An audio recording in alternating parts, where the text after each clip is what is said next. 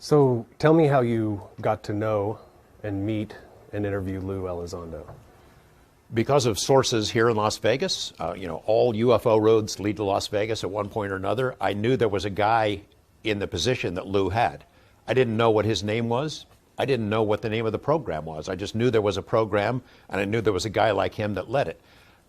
In October of 2017, Lou Elizondo walked out onto a stage in Seattle with Tom DeLonge, Hal Puthoff, and a couple of other folks from To the Stars Academy, and he announced to the world that, yes, he had been in charge of this program. There was a UFO study, and I think it was shocking to anyone who was watching it. It was especially shocking to his former colleagues at the Pentagon who had no idea that he was going to make this announcement. Once he made that announcement, how did we get to the point where we were interviewing him? 2 days after he was on that stage in Seattle, Lou Elizondo came to Las Vegas, and I was at a dinner meeting with he and 3 other people, and I got to meet him in person and get to know him. I saw the videos that he was going to release a couple months later, and I knew he was onto some pretty big things. So I made a point to stay in contact with him. In December of 2017, the New York Times story explodes. Lou Elizondo's name is all over the world, and we made a point of, since the story was out, to get him on camera. Is it a threat? And if it's a threat, is it Russian? Is it Chinese? And yet, these are all normal questions you would ask, whether you're dealing with terrorism or weapons of mass destruction or any issue du jour, right? National security issue du jour. And yet, here we are with something that doesn't fit. Doesn't fit. And yet, no, you think that from an intel perspective, that'd be exactly where you'd want to put it. And yet, that's the last place anybody wanted it to be, because it wasn't well defined, and that is something that, from a national security perspective, the government isn't built to respond to problems in which they're very poorly defined. You don't know what it is, you don't know how it works, and you damn sure can't do anything about it. So, it puts us kind of in a weird, catch-22. Yes, we need to look at it because we don't know how it works, but we don't have any real recommendations to the boss. So where does that leave us, right? I don't want to be the guy to go to the Secretary of Defense. Oh, by the way, the guy who's named Mad Dog of all Secretary of Defenses, and tell Mad Dog, we got a problem and we don't know how it works and we don't know what it is and there's nothing we can do about it right now. That's not a good conversation to get in with the Secretary of Defense, right? And yet that was my job. And when people above me didn't want to allow us to have that conversation with the boss, my personal experiences, here's a man who likes to operate with more information, not less, right? And you can't even tell him that there's a potential problem, even though we're spending taxpayer money to do it. Then I think there's even that, in fact, to me, is more of a threat than the threat itself. That's more of a national security issue, the fact that we can't tell the boss there's a problem, more than the problem itself. And so, that was really one of the fundamental reasons why I decided to leave when I did. I'll come back to that. Let's talk about the ride for you. You knew this was going to create an uproar. Is it what you expected? What the reaction, the media reaction, the public reaction? Oh my goodness. I'm not sure I knew what to expect at all. Frankly speaking, my intent was to leave government service and maybe out of ignorance on my part, fade off into the sunset. Maybe go work at one of the big supermarket chains or go drive a truck or something, and fade off into the sunset. I think, given the topic of what we're talking about, I think given the fact that it is an emotional topic for many, many people, and rightfully so. I think people have invested a large amount of energy and time and patience and resources trying to get to the truth. And I think when the government finally came out and acknowledged, yes, we had a program, and by the way, yes, we still have a program as of 3 months ago. I think it's natural for people to react the way they did. And as you're going to have the full spectrum of reactions, right? So on one side, you're going to have some folks that are very, very excited that this information finally came out and that this information, the government's being truthful and disclosure, so to speak. And then you have the other side of the spectrum where, this type of acknowledgement in some cases could be a bit of a hard pill to swallow. It's a threat to their worldview. It could be, yeah, absolutely, and it could be a threat to many things. The way they view the world, certainly, the way they potentially view religion, and their place in the world, and their place with religion. It can be scary, right? Because for the first time, you're sailing above that horizon, and the ship's mast finally disappears over the horizon, and your view of the shore is now gone.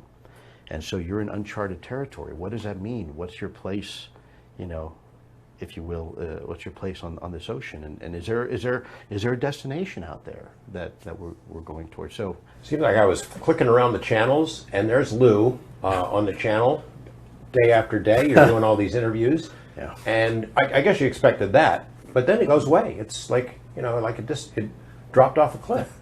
So issues du jour, right? I'm sure this is you're probably more familiar with this line of work than I am when it comes to media and whatnot. I think the attention span of the American people is, whatever issue is hot today will probably not be so hot tomorrow. My only desire here and hope is that we at least can now start the conversation without people feeling some sense of stigma, or they have to whisper somewhere in the dark corners and the recesses of the rooms and back alleys about this topic. Because in the end, I think that is what is potentially, from my perspective, the greatest threat of all. The fact that we have something going on that we can't talk about, right? If you can't communicate there's a problem, then you can't address the problem. I think if you were to take this issue that we've seen, and you have something coming into our airspace, or the airspace we control, that has maybe a Russian star on the tail, or has North Korean tail numbers, I think people would have a much different reaction and response, because there's something we can identify and say, that is in our airspace and shouldn't be here. You DOD, you CIA, you DHS have the responsibility of protecting us. How did this happen? And yet here we have that same scenario, but there are no flags and tail numbers on the tail. In fact, there may not even be a tail on some of these things. And yet it's crickets. Nobody wants to have the conversation. As far as the short memory and attention span of the American people, well, that's understandable. It's no different even in the Department of Defense. One day you have an issue with terrorism. The next day you have an issue with weapons of mass destruction and proliferation. The next day you may have instability in a particular country. So it's a very dynamic environment we're working in. I'm not surprised that the attention to this has maybe subsided some, but I think this is a long game. I think this is a marathon, not a sprint. And I think that we need to have this conversation over a long period of time. People like you need to ask the hard questions and have the courage to continue looking at this. A lot of what's come out has been attacks on you, on your integrity, that you're some kind of a political puppet, disinformation, counter intel operation, spreading this for whatever nefarious purposes. On one hand, you got the UFO conspiracy people, and then you got scientists who don't want to take it seriously at all. Well, the U in UFO is unidentified, they'll say, as if we shouldn't be concerned about it. A range of reactions to you. I would think for a guy who's used to operating in the shadows, that would be unusual for you. It is unusual, very uncomfortable. But unfortunately, I can't convince, my job isn't to convince anybody what I'm telling anybody is true. In fact, I think healthy skepticism is very important. So I would encourage anybody who sees someone like me on TV making some sort of proclamation about something like this should always have some healthy degree of skepticism and should be asking the hard questions. But in the end, the beauty about this, I think, this effort is that the data speaks for itself. You don't have to believe me. In fact, I don't want you to believe me. I want you to go and seek the data and look at the data and let the data speak for itself.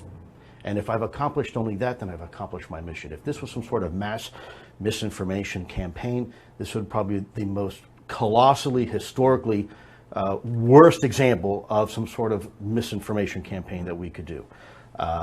My job is not to misinform the American public. In fact, I left the Department of Defense and left everything behind, a great job with a great pension and a great retirement and great health care and pretty much everything. I was at the top of my game in my career field. And I left it all to have this conversation with the American public. There was nothing in it for me. In fact, if this was some sort of get-rich-quick scheme, again, I can think of a lot better ways to do it than to put yourself out in front of the American public and take arrows. Would you have left if you didn't have a place like this to go? I mean, that's what people ask. Well, why Sure. would a guy like you, your credibility, Steve Justice, and the other member, and Jim Semivan, why are they on stage with this rock star guy and cooperating with him? Nobody would tell him anything serious or world shaking. Sure. Well, my decision to leave the government had nothing to do with Coming to the Stars, Academy of Arts and Science. That was after I made that decision to leave. I was approached, and if you were to take just 5 minutes and see who is part of this organization, yes, it's an organization that was run by a former rock star, but I would also submit to you that give credit where credit is due. You're talking about an amazing visionary. Okay, people say, well, Tom is this rock star who happens to be dabbling in UFOs. That's not the case. I think what history will show over time is that Tom has been one hell of a visionary and happens to be also a talented musician on the side. And I think eventually history will remember him for that. But more importantly, you said it yourself, folks like Steve Justice, this is an organization that is building aircraft today we won't see for 50 years, right? The best of the best. An organization that has someone like Hal Puthoff, who's a legend in his own time. I know coming up to the Army when I was a young individual, not young soldier, hearing stories about Hal, truly a giant and a visionary in his career field. Theoretical physics, right? You're talking about that, not easy subjects to necessarily have a handle on, and these are the masters of their field. Jim Semivan, Chris Mellon, the list goes on and on and on and on.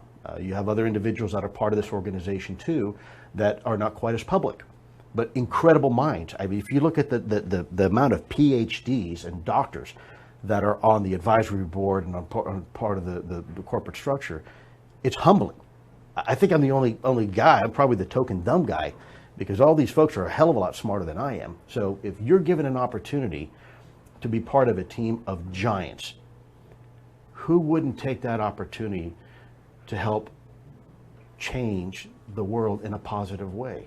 When you and I first met, you told me that you had been at this for 10 years, about 10 years. So 07, can you describe for me what program existed before 07, how something like the Nimitz would have been handled, Sure. where it goes, and how it became different under ATIP and BASS? Sure.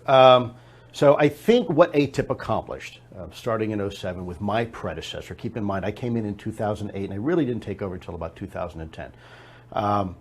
What they were successful doing at a very early time, to include the efforts of Harry Reid and the other senators, was to be able to create a single belly button residing at a relatively senior level that allowed all the disparate pieces of information to come to a single location. That hadn't been done before. So when you had an incident like the Nimitz, you had unfortunately an opportunity for information to kind of get lost in the white noise, right? Someone might report something here, there might be a video there that gets locked away in some safe, never to be seen again. Not necessarily deliberately trying to hide information, but let's face it, the Navy is a big organization. The Air Force is a huge organization. DoD, even bigger, right? So, and it does no one any good to make a big fuss about this, their career. Well, of course it does. There's a huge amount of stigma associated with this too. These are individuals who have top secret clearances. They're in charge, as I said before, of multi-million-dollar weapon platforms. In fact, they're trusted to fly live munitions over American cities and fight wars on behalf of us as the American taxpayer. And yet there's this stigma that if they report something that maybe seems a little bit maybe on the side here, maybe that's not very definable, then that causes people potentially to put their flight status in jeopardy, people to question maybe their mental stability, and a whole bunch of negative consequences that result from someone just trying to do the right thing. Look, you go into any major metropolitan area, you go on ride the metro or the subway, and it says, or any airport, see something, say something, right? If it's suspicious, report it. Hey, I don't care if I see a luggage, there that's been abandoned, I'm going to go ahead, or a bag, I'm going to report it anyways, or even a McDonald's bag, I'm going to report it. And yet, in the Department of Defense, it's the exact opposite. In fact, unless you know what it is, don't say anything. Keep quiet, because it could impact you negatively. And we have seen before, time and time again, there is this undercurrent that when someone does report something, there is this immediate reaction to try to discredit the individuals. Not only to our pilots, I have personally experienced it over the last 3 months. It becomes pretty visceral at times. And so pilots who are good patriots, these are men and women that are on our front lines, that serve their country silently and they serve it proudly, yet they can't report what they're seeing. And why is that? Again, because it's not well defined, because it doesn't have a Russian star on the tail, it doesn't have a tail number. They can't report it. So Nimitz is an example. I mean, there's a fairly dramatic incident, well documented, that gets stuffed in a drawer somewhere. And absolutely. And it doesn't get studied Right. until ATIP gets, right. You guys get up and running. Right, and I think there's many instances. People say, oh, the Nimitz incident. Well, that's one that people know of, because that's the one that has been on social media and is fairly common right now in the public sphere. But there are many, many Nimitz incidences that are equally compelling, that are told from the eyes of individuals just like Commander Dave Fravor, folks that are true patriots, Top Gun graduates, folks that are trained observers, millions of dollars invested to teach these pilots how to observe things in the air. These folks are the best of the best. I mean, Dave Fravor was the commander of the Black Aces. It doesn't get better than that. And yet when he tells you he's seen something go from a near hover or something that is over the water going at 450 knots and all of a sudden takes off over the horizon in 2 seconds, you better believe what he's telling you he's seen. And by the way, that's backed up by 3 other individuals that were also on that same flight in 2 aircraft. And then later by the radar operators, and then later by 2 more F-18s afterwards. So I think people need to really look at this. Let the data speak for itself. Let the information we receive from electro-optical data and electromechanical mechanisms be the tool in which we can look and compare what the eyewitness testimony is saying, and compare that to what we are seeing in the actual collection capabilities that we have as a country. Keep in mind, we have equipment, without going into a lot of detail, that is designed to tell you as a pilot very quickly what you're looking at 50 miles away. Is it a drone? Is it a missile? Is it an aircraft? What the heck is it? And not only what is it, where it was built, and who built it, and who owns it, right?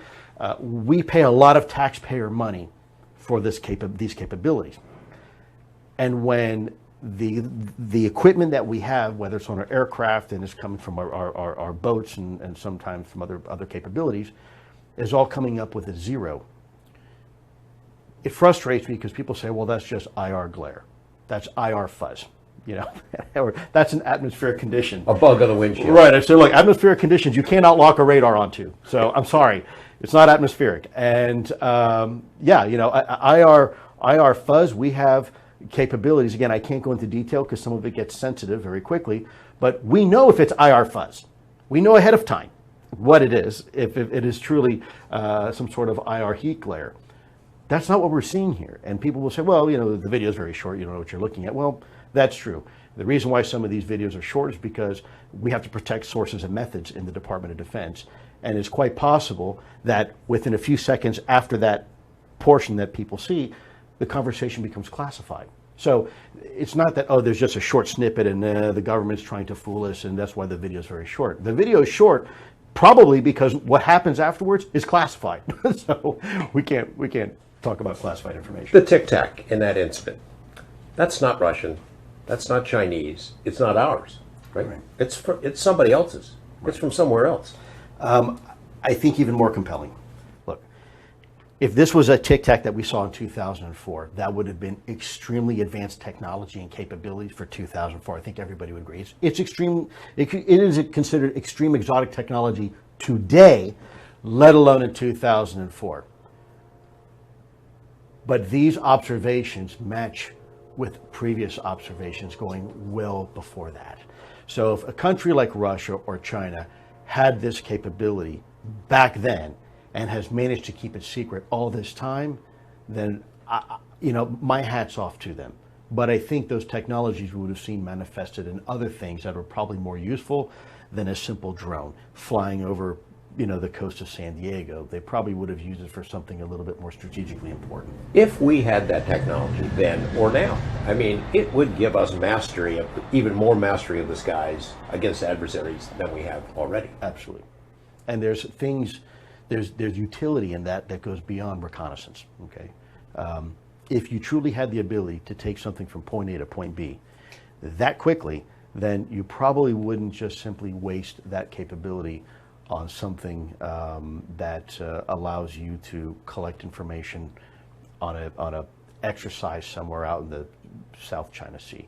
You're going to use that capability when you really, really, really need it. And you're not going to risk exposing that capability to the world just because you want to do a test drive and see what the Nimitz is doing off the coast of California. I was told by someone that one reason that you left your job is because there are other Tic Tac incidents since then, also dramatic, perhaps with increasing frequency, and that this is not unusual anymore. So forgive me, Mr. Knapp, if I can't answer this question as completely as you would like, because there are some sensitivities, and I'm no longer employed by the U.S. government, so there are some left and right limits I have to pay attention to. I'm still bound by my non-disclosure agreement. I still have a security clearance, or at least I think I do. So as a result, I have to be a little bit mindful of that. But I will tell you that the Nimitz is simply an example of one case, one event in time of many that we looked at. And I think that is why this is so important, because it's not a single incident. Don't believe me. Don't look at it just one time and say, hey, we saw this thing and we don't know what it is, and therefore all of a sudden we all need to now engage on this. When it continues to happen as a pattern, that is when we get to the point where we now become increasingly concerned, because it's not an anomaly, now it's a trend. And if it's a trend, then we need to look at it, right? And Let me ask you another question you can't answer. I was told about that there was an incident in that Nimitz period, over those several days, where there was a USO as well. I mean, some of the descriptions that Dave Fravor and his colleagues have, that there was something under the water. And one report is that it reached up and grabbed something. Can you talk about that? I'm aware of that incident. I can't speak about it too much right now, but what I can tell you is that there are some interesting comments. In the world of intelligence, we are trained to find patterns amongst pieces of information that appear to be nonsensical. And what we have been able to do is determine there are some specific patterns that we continue to see and observe with these type of incidents that are occurring. And so it is quite common to see these things potentially over water. There have been many reports that these things potentially, so let's put it this way. Imagine an object, if I may borrow your pen for a second. Imagine an object that is supposed to fly in Earth's atmosphere. It's going to have a very specific shape. It's going to be aerodynamic, it's going to have a front, and it's going to have a back. There's going to be a point for exhaust, there's going to be flight surfaces for it to maneuver in atmosphere. If you have this same vehicle and you want it to operate in outer space, well, it's going to have different characteristics. It doesn't need wings, it doesn't need certain things because it's flying in a vacuum environment. It's going to have thrusters, not jet engines, right? And so it's going to look different. Think of the Apollo 11 lunar lander module compared to a 747. They look really different, and yet the lunar lander goes a hell of a lot faster than any 747 does. And you wouldn't think it does, but it does. And then lastly is a boat or a submarine. That looks significantly different than something that goes in outer space and something that flies in the atmosphere. And yet what we're seeing here is potentially an object, this pen, that can potentially fly equally well both in an atmospheric environment, a vacuum environment, and potentially a very thick type medium or a water environment. How about Earth? So that's a great question. I don't know. I can tell you though that from our perspective, anything that has the ability to fly in some sort of transmedium, if you will, between water and atmosphere and space, we probably need to look at. It's not that the technology doesn't exist. There are, obviously we have things that can fly and all sorts of stuff, but it's very unusual and it's very expensive. And usually there's always a sacrifice. If you want something to fly really well in the atmosphere, it's not going to fly so well in the water or in space. But these things can. Well, Looks like they seem to be able to fly pretty well pretty much anywhere. Gimbal and Tic Tac are different things. They are. And from different incidents. They are. Different places in the country. Correct. The first time you showed me gimbal, it looks like it looks like an aura around it. And you said, we think we might know how they work. Do you? You know? I think we are very close to understanding the physics. So my job in the government at the time really regarding ATIP was twofold. To determine what it was and how it worked. Not really focusing on, as I said before, who's behind the steering wheel or their intent. I figured if we can answer at least those two first things, everything else we'll be able to explain later. So sad to say, there's good news and bad news. The bad news is we're not any closer to understanding now what it is than we were before. But the good news is, ironically enough, I think we've come very, very close to understanding the physics of how it works. And that's very exciting. That is for the first time we have a very compelling picture that what we are seeing is absolutely explained by our current understanding of physics and advanced physics and quantum mechanics, but these things are displaying things that we can see behave at a much micro level in places like the CERN and Large Hadron Collider. So from our perspective, I think the ability to understand how something works puts us a lot closer to understanding what it actually is. We do believe that now for the first time, perhaps all these observables that we've been seeing, for example, sudden and extreme acceleration, hypersonic velocities, low observability, transmedium travel, and last but not least, positive lift or anti-gravity, is really a manifestation of a single technology. So it's not 5 exotic technologies we're trying to figure out how it works. It's one, and we think we know that one too. Can you name it, or you got to keep that? Is it electrogravitic? Is it space-time distortion? I think it has to do what we have collectively looking at the mathematical models and looking at the scientific studies that have been done. We believe that it has to do with a high amount of energy and the ability to warp space-time, and not by a lot, just a little bit. In fact, warping space-time is something we see in the natural world all the time. So we see it with GPS satellites. In fact, the GPS satellites right now, everybody has on their phone, oh, I'm going to see where I'm at today.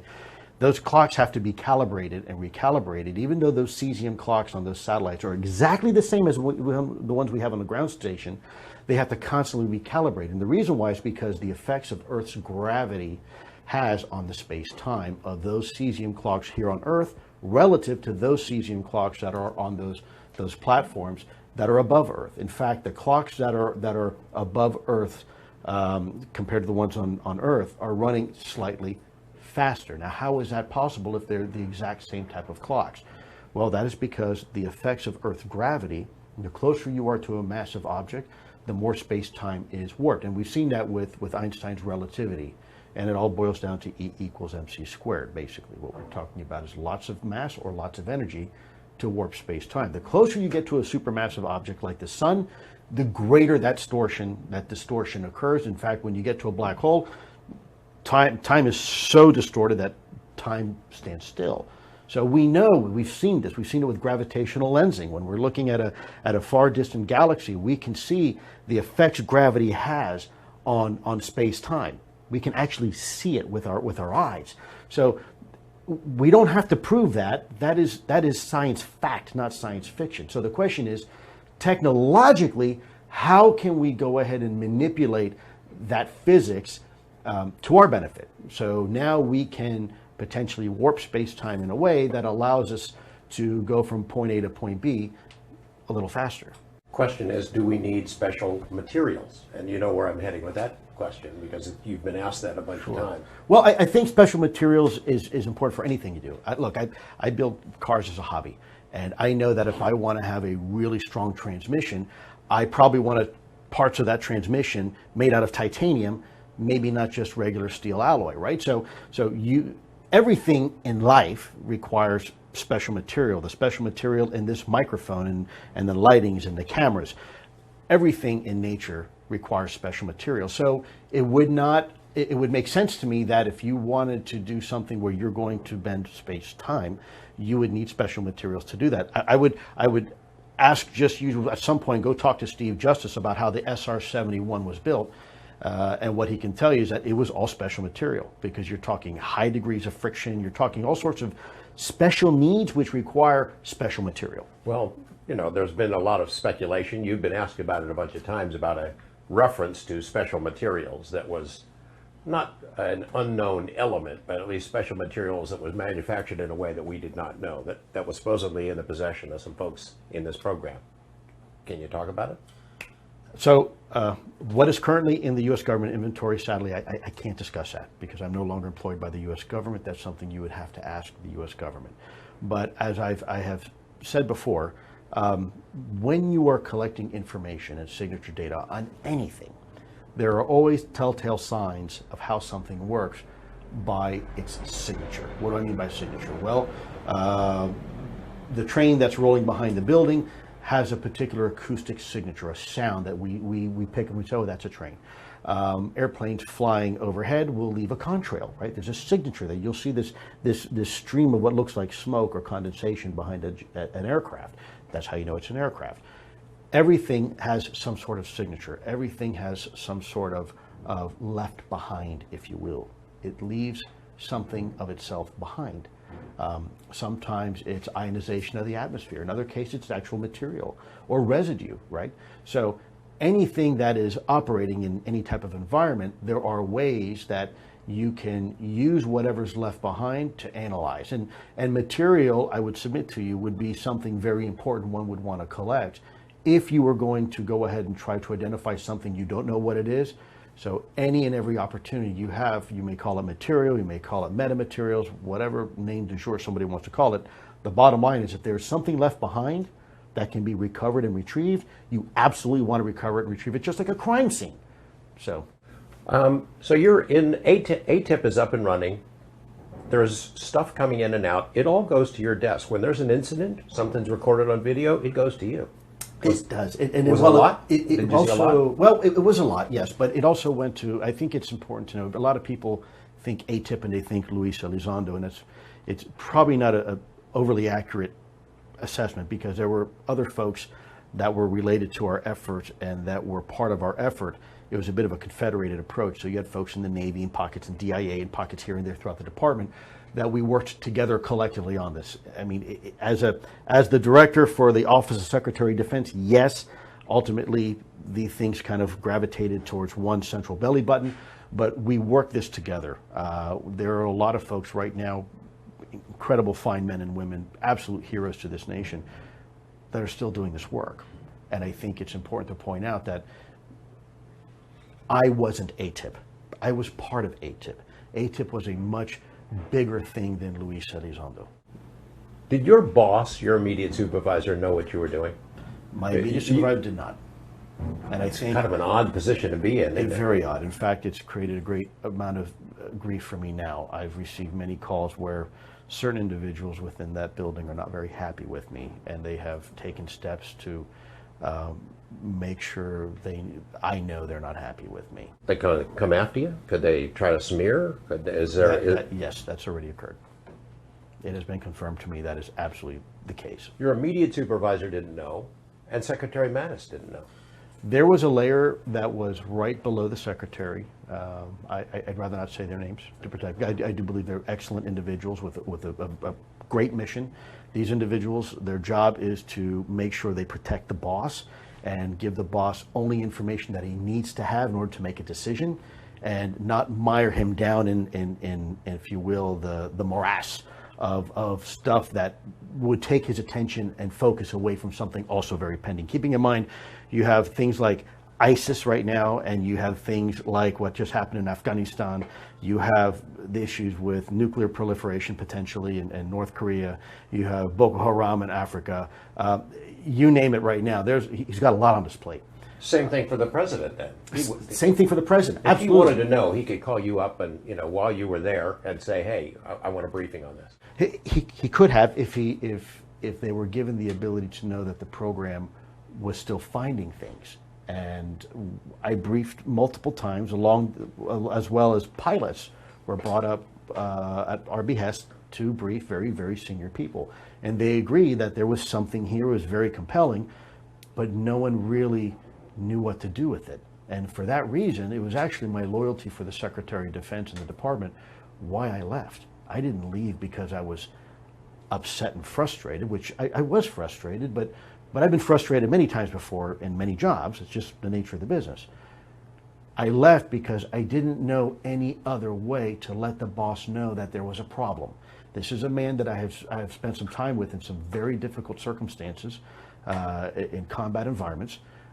This saved your life. He absolutely, and many others. He absolutely did.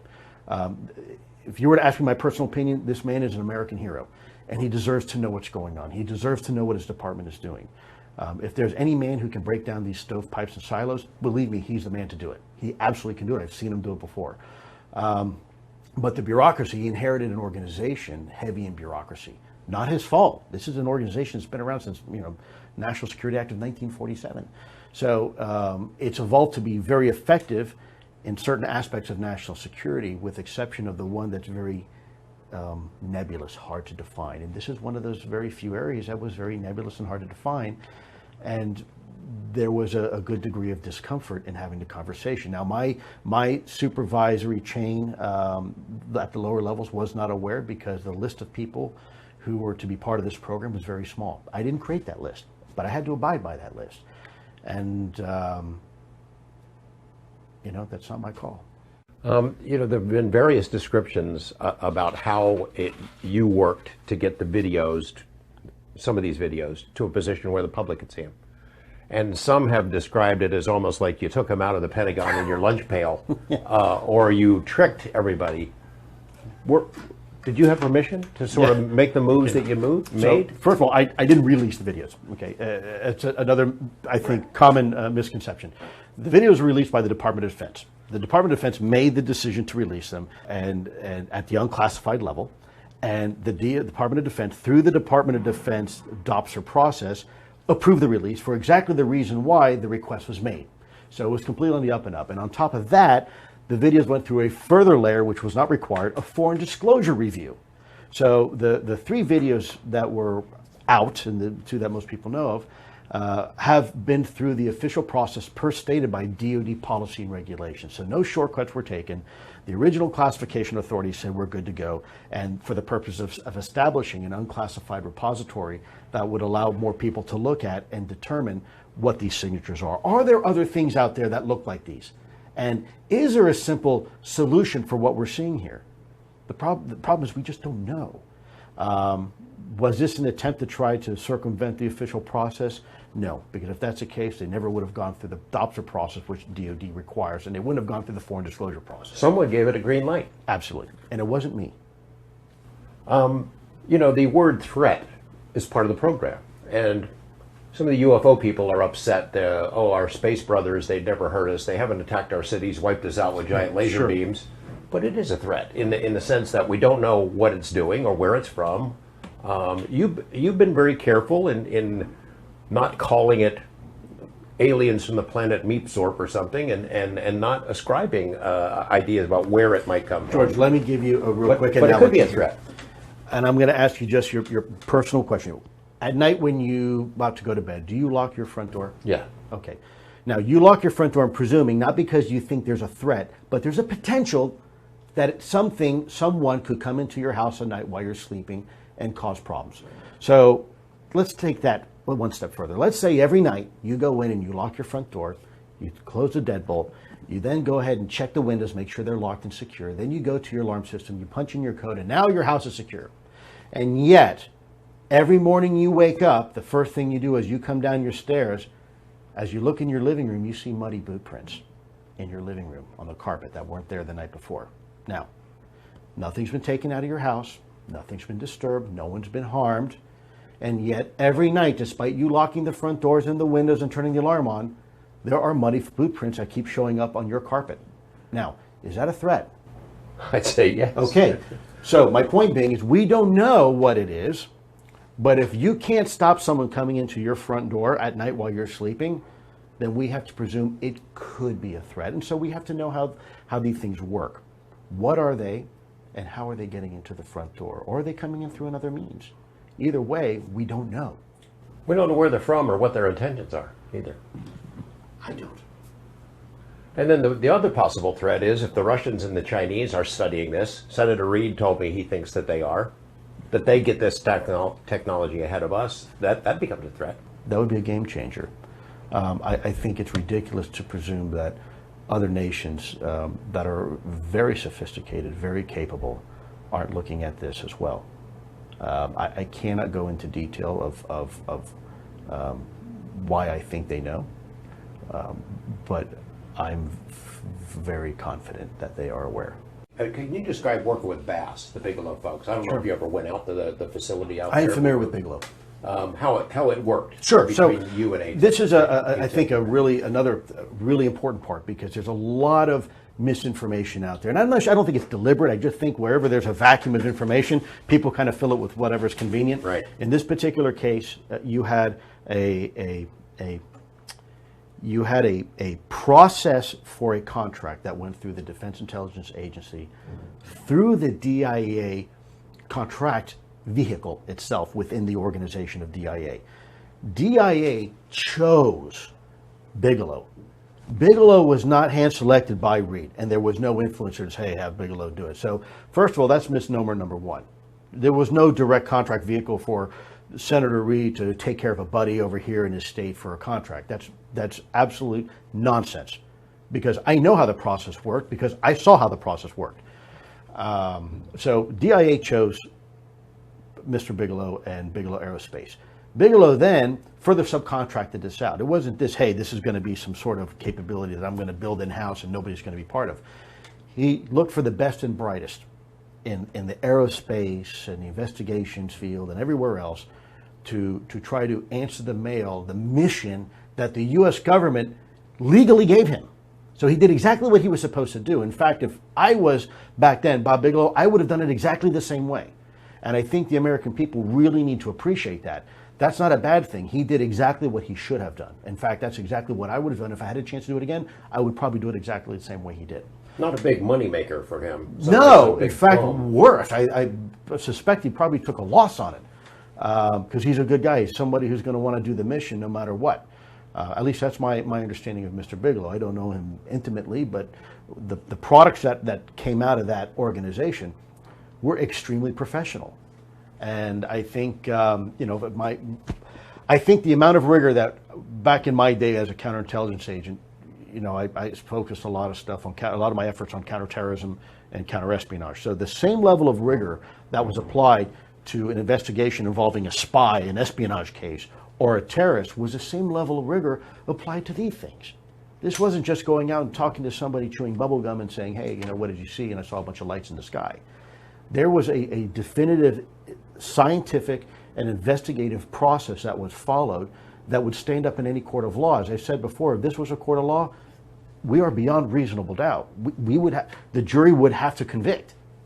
That's how compelling this data is. And I think it's unfair that without that information, people are jumping to the conclusion that this was some sort of money grab by Bigelow Aerospace and some crazy relationship between him and Reid. I think it's unfair, and I think, frankly, it's dishonest. Bass produced a lot of stuff. Absolutely. A lot of material. Very quickly, by the way, too. That organization provided a very clear snapshot of not only what we knew, but more importantly, what we didn't know. And that later on helped us in the ATIP program to move forward and try to fill in those information gaps. In fact, I would submit to you, almost just as important of what Bass was able to tell us of information that we did know was the stuff we didn't know and what we had to focus on. And I think that was very helpful to us. The technology, as you said, might be something knowable, something we can figure out how to do ourselves. Absolutely. The other questions, the ones that really gnaw at you as you lay there at night, maybe, I don't know, are they knowable? Where are they from? Why are they here? That I would submit, Mr. Knapp, is for smarter people like you to figure out. I've received enough grief just trying to figure out what it is and how it works. I'm not You've going to stayed away from it. I have deliberately, because I think we could go down for hours down these rabbit holes, and in the end, the one thing I've learned in my job in intelligence, I can be absolutely sure of something and I can still be absolutely wrong. And so that's why it's important to let the data drive the analysis, not my opinions or suppositions or intuitions. Will we see more of these videos? I suspect, hopefully, if there's enough interest by the American public and they reach out to their congressional representatives, I suspect there will be. I also think it's important to note that we are now at a point, technologically speaking, where we now, every person on this planet, for the most part, has the ability to do this themselves. Keep in mind, during the Nimitz incident, very few people had any type of capability on their cell phones. In fact, most of us had flip phones, if we were lucky, with no camera on it. Now everybody has, iPhones with cameras and a level of definition and fidelity that we've never ever had in the history of mankind. Everybody now is a potential collection platform, so to speak, and everybody now has the ability to take pictures of high resolution that can then be further analyzed. This organization, you have to have high hopes. You're rolling the dice. You're all in. Sure, yeah. I mean, I gave up everything for this. My high hopes is not for personal gain. My high hopes is that we are finally at a point where we can have the conversation and do something about it and get the great minds like Steve Justice and Hal Prudoff and all these great folks to do the experimentation necessary so we can prove definitively once and for all that what our observations, what we're seeing, we can replicate and then build. As a case in point, I think once we've come to the point where proving the theory is no longer theory, but it is actually law, principle of physics, then the question becomes a scalability issue. It's no longer can we do it, we can do it. Another question is when are we going to have the technology to do it? So case in point, 50 years ago, if I were to say to you, we are going to have these big, huge nuclear power plants that are going to drive the energy requirements and needs for everybody in this country. And we would never have to rely on fossil fuel anymore. Most people would say, yeah, it's kind of a pipe dream, it won't happen. And of course, now we have these big nuclear facilities.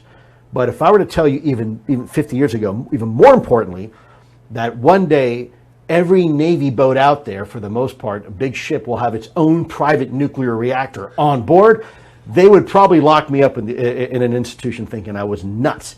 And yet here we are, let's forward wind the tape, where most large Navy vessels out there, can't tell you the number and whatnot, but a lot of them have miniature nuclear power plants on board right now. And these ships have incredible capabilities to do things ships have never been able to do before. So it's a scalability issue. What once took the size of a square city block got miniaturized down now to something roughly the size of a suitcase. Well, I think that's we've come pretty far in 50 years, right? Especially from the days of the Bikini Atoll experiments and the Trinity experiments, and now here we are. So I think this is very much the same thing. I think now that we've been able to prove that the physics is real, the question is no longer an if question, it's a when question.